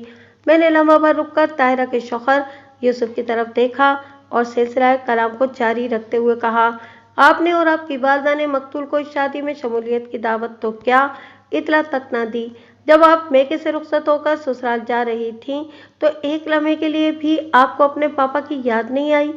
याद आई भी तो आपने इसका अमली इजहार नहीं किया कि अम्मी जान को आपका ये इजहार सख्त नागवार गुजरेगा। फिर आपके पापा एक दिमागी मर्ज में मुब्तला होकर अज़ूए मुअत्तल की शक्ल इख्तियार कर गए और इनकी बीमारी एक साल से भी ज़्यादा अरसा खींच लेती है। वो कभी अस्पताल में दाखिल होते हैं, कभी घर आ जाते हैं। घर में भी वो इस अंदाज में ज़िंदगी गुजारते हैं कि इन्हें मुसलसल निगरानी और निगहदाश्त की ज़रूरत है। वो कम से कम 6 माह तक फैक्ट्री भी नहीं जा सके। फैक्ट्री क्या, डॉक्टर इनकी तबीयत के पेश नज़र घर से बाहर कदम निकालने की इजाज़त नहीं देते। मगर इस अरसे के दौरान में मैंने ड्रामाई अंदाज में तवक्कुफ किया और फिर इजाफा करते हुए कहा, आपकी वालदा का यहाँ पर जिक्र करना गैर अहम और गैर ज़रूरी है कि मकतूल और इनके बीच तो कोई रिश्ता बाकी नहीं रहा था, लेकिन इस दौरान में आपकी मोहब्बत दुख्तरी में भी कोई उबाल नहीं आया। आपको एक मरतबा भी तौफीक ना हुई कि अपने लबेदम बीमार बाप की खैरियत जानने, उसका हाल अहवाल पूछने के लिए उसके पास चली जाती? ऐसा नहीं है کہ آپ کو اپنے والد کی بیماری کی خبر نہ ہو، اور یہ بھی ممکن نہیں ہے کہ آپ کا دل باپ کو دیکھنے کے لیے نہ مچلا ہو، لیکن پھر وہی والدہ کی ناراضگی اور خفگی کا ڈر آپ کے پاؤں کی زنجیر بن گیا، اور آپ شادی شدہ ہونے کے باوجود بھی اپنے اندر اتنی اخلاقی جرات پیدا نہ کر سکیں کہ ایک نظر اس شخص کو دیکھنے چلی جاتی جو آپ کو اس دنیا میں لانے کا باعث بنا تھا، جس نے آپ کو پال پوس کر اور پڑھا لکھا کر اتنا بڑا کیا کہ آج آپ اس معاشرے کی عزت دار فرد ہیں۔ لگتا ہے آپ کی سوچ، آپ کے جذبات، آپ کے احساسات اور آپ کی حرکات و سکنات پر صرف اور صرف آپ کی والدہ کی حکمرانی ہے۔ آپ کی حیثیت ایک کٹ پتلی سے زیادہ نہیں۔ میری اس گہری چوٹ پر وہ جس ہو کر رہ گئی۔ وہ زبان سے تو کچھ نہیں بولی، تاہم ندامت آمیز نظر سے ادھر ادھر دیکھنے لگی۔ میں نے اپنی جرح کو اختتامی مراحل میں داخل کرتے ہوئے کہا، اور اب جب کہ آپ کے والد کی موت واقع ہو گئی ہے تو آپ اچانک ایک مدعی کی صورت میں سامنے آ کر اپنے باپ کی موت کو قتل ثابت کرتے ہوئے میری موکلہ کو پھانسی دلوانے کے لیے کوشاں ہے۔ کیا میں پوچھ سکتا ہوں کہ آپ کو بیٹھے بٹھائے اپنے باپ کا خیال کیوں آ گیا؟ صرف آپ ہی کو نہیں بلکہ آپ کی والدہ کو بھی اپنے سابق شوہر سے بڑی ہمدردی اور دلچسپی پیدا ہو گئی ہے۔ کہیں مقتول کی دولت و جائیداد پر قبضہ کرنے کی کوشش تو نہیں؟ وہ عورت جو پچھلے کئی سال سے آپ کے ذہن میں مقتول کے لیے زہر ٹپکاتی چلی آ رہی ہے، آج وہ یہ ثابت کرنے کے لیے بے چین ہے کہ میری موکلہ نے دولت و جائیداد کے لالچ میں اپنے شوہر کو قتل کر ڈالا ہے۔ اس ہنگامی اور فوری کارروائی کے پیچھے تو کسی گہری سازش کے آثار نظر آتے ہیں۔ یہ کایا پلٹ کیسی؟ یہ انقلاب کیوں کر؟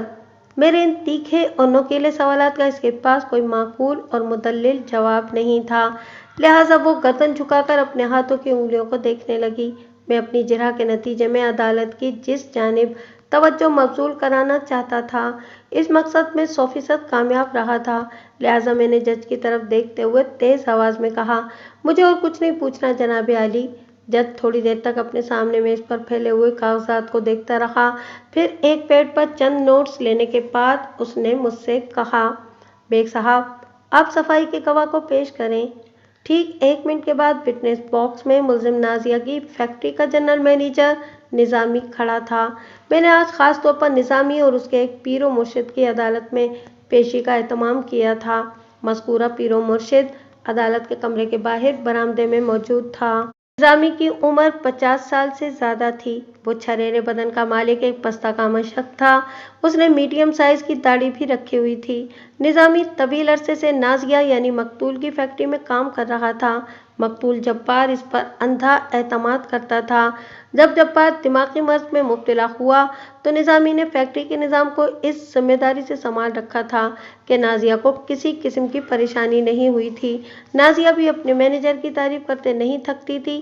نظامی ہر لحاظ سے ان لوگوں کے لیے قابل بھروسہ آدمی تھا۔ نظامی نے سچ بولنے کا حلف اٹھایا اور اپنا مختصر سا بیان ریکارڈ کرا دیا۔ وقوعہ کے روز ملزم نازیہ سپہر 5 بجے سے شام 8 بجے تک نظامی کے ساتھ رہی تھی اور یہ وقت انہوں نے عامل بابا کے آستانے پر گزارا تھا۔ مقتول اور ملزمہ کی رہائش ڈیفنس سوسائٹی میں تھی، جبکہ بابا کا آستانہ نیو کراچی کے دور دراز غیر آباد علاقے میں 1 گھنٹہ جانے میں اور 1 گھنٹہ واپسی کے سفر میں خرچ ہو گیا تھا۔ بابا کے آستانے پر انہوں نے بمشکل 1 گھنٹہ گزارا ہوگا، تاہم یہ بات طے تھی کہ جب مقتول جبار کی موت واقع ہوئی، ملزمہ نازیہ اور اس کا مینیجر جائے وقوعہ سے کئی کلومیٹر کی دوری پر تھے، لہٰذا کسی بھی طور پر میری موکلہ اپنے شوہر کی موت کی ذمہ دار نہیں ہو سکتی تھی۔ میں نے 2-4 سوالات کے بعد صفائی کے گواہ کو فارغ کیا تو وکیل استغاثہ نے اسے پکڑ لیا۔ وہ اس کی آنکھوں میں دیکھتے ہوئے جارحانہ انداز میں بولا، نظامی صاحب، آپ وقوعہ کے روز ملزمہ کے ساتھ کسی بابا کے آستانے پر کیوں گئے تھے؟ بابا نے بلایا تھا اس لیے گئے تھے، نظامی نے بہت ہی نپا تلت جواب دیا۔ کیوں بلایا تھا؟ وکیل استغاثہ کی جارحیت میں اضافہ ہو گیا۔ بابا جبار صاحب کے لیے کوئی خصوصی تعویذ دینا چاہتے تھے، نظامی نے ٹھہرے ہوئے لہجے میں جواب دیا۔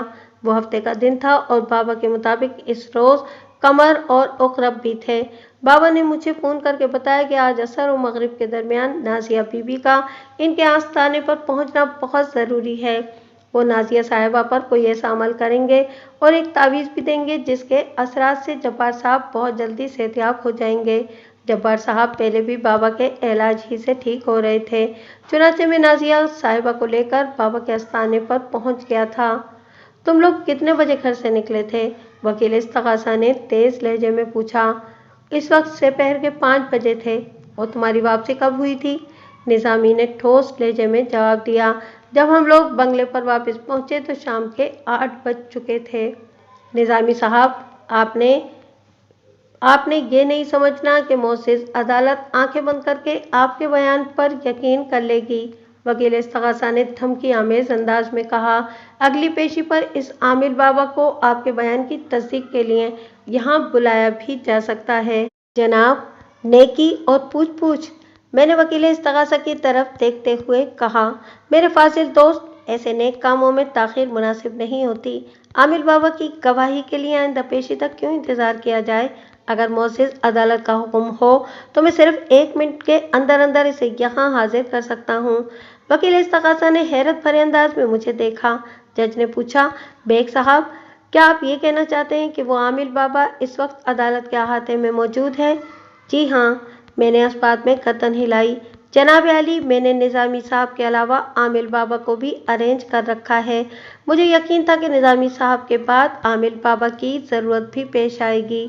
अदालत को इस बात से कोई मतलब नहीं कि वो आमिल बाबा कितना पहुंचा हुआ है, जज ने गंभीर लहजे में कहा, और न ही इस अमर से कोई दिलचस्पी है कि इसके अमलियात और तावीज़ात कितने असर पजीर हैं। हाँ, अलबत्ता इसकी ये गवाही अदालत के लिए बड़ी अहमियत के हामिल होगी कि मुल्ज़िम नाज़िया ने वक़्वा के रोज़ शाम 6 से 7 बजे तक का 1 घंटा उसके आस्थाने पर गुजारा था।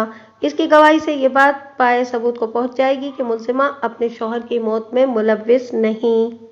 अभी पेश करता हूँ जनाब आली, मैंने मौतबाना अंदाज में कहा। मज़कूरा आमिल बाबा बाहर बरामदे में एक चौबी बेंच पर मौजूद है।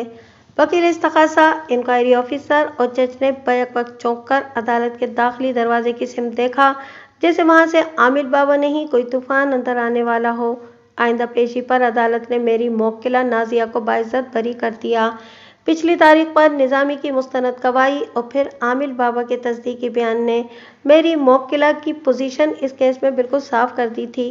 पोस्टमार्टम रिपोर्ट के मुताबिक मकतूल जब्बार की मौत शाम 6 और 7 बजे के दरमियान वाक़ हुई थी, और ये वो वक्त था जब मुल्ज़िमा जाए वक़्वा से कई किलोमीटर दूर कराची के शुमाली कोने में मौजूद थी, जबकि जाए वक़्वा यानी कि डिफेंस सोसाइटी कराची का जुनूबी किनारा था। लिहाजा किसी भी तौर पर यह मुमकिन नहीं था कि मेरी मौक्किला ने अपने शौहर को कत्ल किया हो। मेरी कामयाबी पर सबसे ज़्यादा तिलमिलाहट इंक्वायरी ऑफिसर के दिमाग को चढ़ी थी। उसने बेसाख्ता मुझसे सवाल किया था।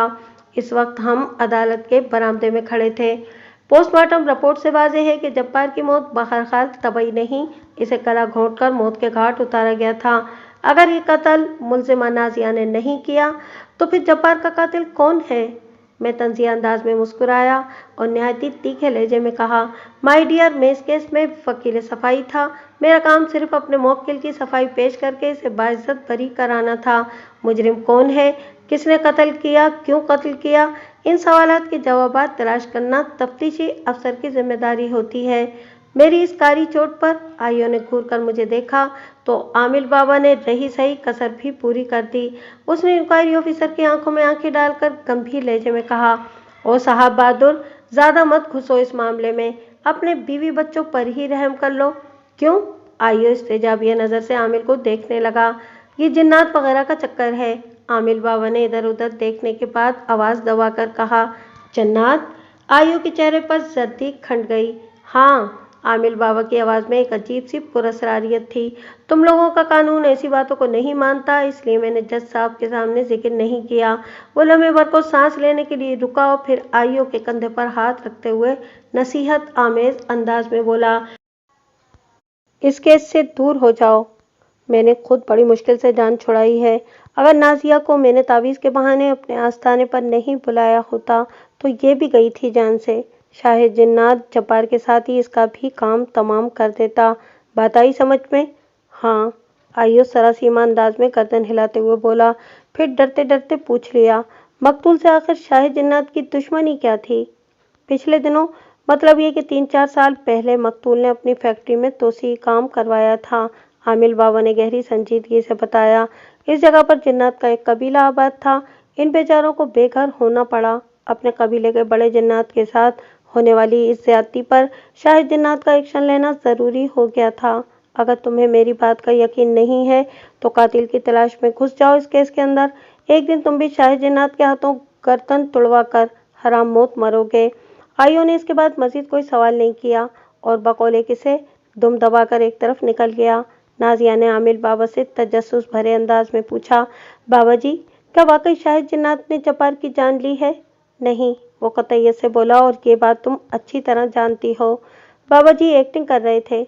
निजामी जल्दी से आमिल बाबा की तर्जुमानी करते हुए मेरी तरफ देखकर बोला, ताकि आइयो खौफजदा होकर नाजिया साहिबा से दूर रहे। ये पुलिस वाले बड़े ढीठ होते हैं, आसानी से किसी की जान नहीं छोड़ते। आइयो अपनी मुट्ठी गर्म करने के लिए मुख्तलिफ हीलों बहानों से नाजिया साहिबा से मिलता रहता। मैं मुतमईन हो गया। इस केस के हवाले से मेरा काम खत्म हो गया था, लिहाजा मैंने इन लोगों को केस जीतने की मुबारकबाद दी और अलविदाई कलमात की अदायगी के बाद रुखसत हो गया। ये केस बज़ाहिर ख़त्म हो गया था, लेकिन इसका क्लाइमेक्स मेरे जहन में मुसलसल चल रहा था। मेरे दिमाग की सुई सिर्फ एक ही जुमले पर अटक कर रह गई थी, और वो जुमला था आमिल बाबा का।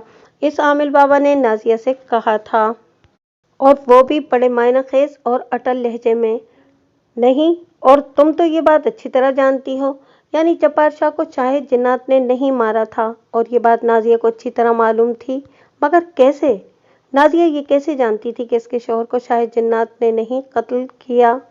अमूमी असूल के तहत अगर नाजिया को ये बात मालूम थी कि जब्बार की मौत में किसी जिन वगैरह का हाथ नहीं, तो फिर इसे ये भी पता होना चाहिए कि इसके शौहर का असल कातिल कौन था। मैंने इस नुक्ते पर सिर्फ गौर ही नहीं किया, बल्कि आने वाले दिनों में इस सिलसिले में अमली तहकीक और तफ्तीश भी कर डाली। 1 माह की अनथक कोशिश के बाद मैं अपने मतलूबा नताइज हासिल करने में कामयाब हो गया। मैंने जब्बार के कातिल को तलाश कर लिया था। आपको ये सुनकर हैरत होगी कि जब्बार की मौत का जिम्मेदार कोई और नहीं, बल्कि उसकी बीवी थी। जी हाँ, नाजिया ही ने गला दबाकर उसे मौत के घाट उतारा था। साल भर से दिमागी मर्ज में मुब्तला रहने के बाद वो पहले ही अदमोया हो चुका था, लिहाजा नाजिया को अपने अज़ाइम की तकमील के लिए ज़्यादा मेहनत नहीं करनी पड़ी थी। जाए वकुआ से अपनी गैर हाजिरी को साबित करने के लिए उसने मैनेजर निज़ामी को, निज़ामी ने आमिल बाबा को ख़रीद लिया था। मेरी तहकीक के मुताबिक इस काम के लिए नाजिया ने निज़ामी को 50,000 रुपये और निज़ामी ने आमिल बाबा को 10,000 रुपये दिए थे। इन दोनों किरदारों ने अपना अपना रोल बड़े उम्दा अंदाज में निभाया था। मज़ीद तहकीक से ये भी पता चला कि फरखुंदा और ताहिरा का मौक़िफ़ बिल्कुल दुरुस्त था। नाजिया ने सब कुछ एक मजबूत प्लानिंग के तहत किया था, और वो अपने मकसद में कामयाब रही थी। कामयाब तो इस केस में मैं भी रहा था, लेकिन ये मेरी पेशेवराना ज़िंदगी का दूसरा ऐसा केस था जिसकी कामयाबी पर मुझे दिली दुख और अफसोस हुआ था। इन दोनों केसेस में मेरे मौक्किल ने मुझे अंधेरे में रखकर केस लड़वाया था, और दोनों ही दफ़ा मैंने अपनी लाइल्मी में एक मुजरिम को अपनी वकालत के ज़ोर पर साफ बचा लिया था। एक केस की रुदात तो आपने अभी पढ़ी है, और दूसरे केस की कहानी मैं फिर कभी आपको सुनाऊंगा। कानून की गिरफ्त में आने के बावजूद भी उसको, यानी कि कातिल को, मेरी वकालत ने साफ बचा लिया था कि वो अल्लाह के अज़ाब से नहीं बच सका। जी हाँ, निज़ामी का पूरा नाम हसन कमाल निज़ामी था। अब आपकी समझ में आ गया होगा कि मैंने झूठे गवाह हसन का क्यों जिक्र किया था, क्योंकि उसकी झूठी गवाही ने ही मुजरिम नाजिया को बेगुनाह साबित किया था। मेरा अल्लाह मुझे माफ़ करे कि जो कुछ भी हुआ मेरी बेखबरी में हुआ। मैं तो इस बात के लिए अपने पाक परवरदिगार का लाख लाख शुक्रगुजार हूँ कि मेरी वकालत से किसी बेगुनाह को फांसी नहीं हुई। नियत का हाल सिर्फ अल्लाह जानता है, और वही माफ़ करने वाला है।